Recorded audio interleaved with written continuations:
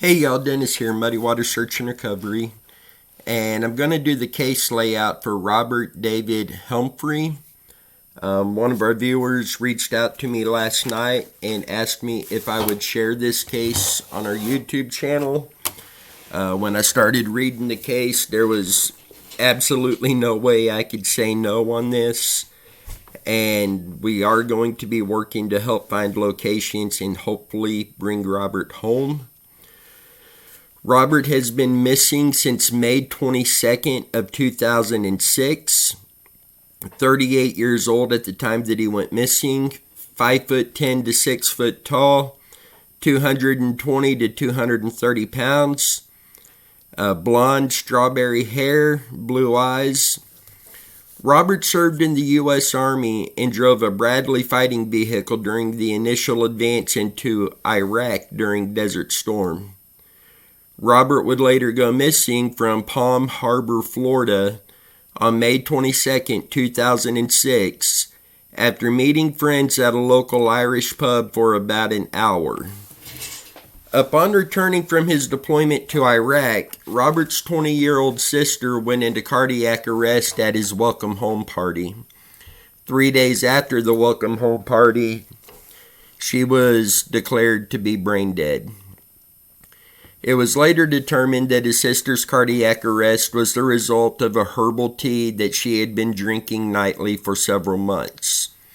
This death gained national attention, and the family was profiled on 60 Minutes in 2020. And the attention from the press and the constant presence of media personnel camping out in front of the house, compelled with the experiences he went through in Iraq, led to Robert having sleeping problems. After returning home from Desert Storm and the death of his sister, Robert grew nervous and uneasy. However, he always showed up to work. He always showed up to work on time. On May 22nd of 2006, when Robert was an hour late for work, the manager became worried because it's not like Robert to be late. The manager went to Robert's house. He later phoned Robert's parents, letting them know he did not show up for work and that he did not see Robert's house when he went over there.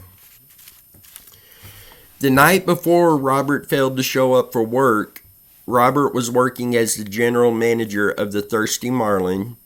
It was a slow night, so he closed around 12:30 a.m. He later joined two co-workers for a few drinks at a pub across the road from the Thirsty Marlin.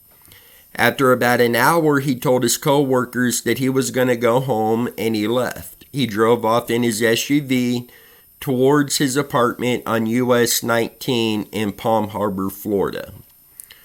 Robert or his vehicle were never seen again.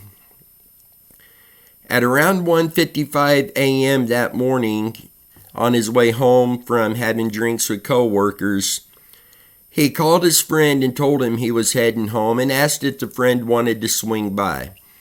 This was not unusual, as Robert stayed up late playing cards and computer games. His friend arrived around 2:15 a.m., knocked on the door, heard the dog barking. Robert didn't answer the door. The friend believed that Robert may have went to sleep, come home, went to sleep after a few drinks, so the friend went ahead and left the area. Robert has two daughters who were 8 and 3 years old at the time of his disappearance. They were living with their mothers. The daughters are from two different mothers. They were living with their mothers at that time. Robert's family says Robert never failed to spend time with his daughters. The vehicle that Robert was driving is a 2005 gray Mitsubishi Outlander, Outlander hatchback with Florida license plate number G83NYD. And I also read that his bank accounts, all of that stuff, they have not been used since he disappeared. If you have any information on this case, please contact the Pinellas County Sheriff's Office, 727-582-5808. I will have that down in the video description as well as my contact information. And we will be going through more information on this case, updating you as that information comes available. To the individual who sent this case in to us, thank you very much for that.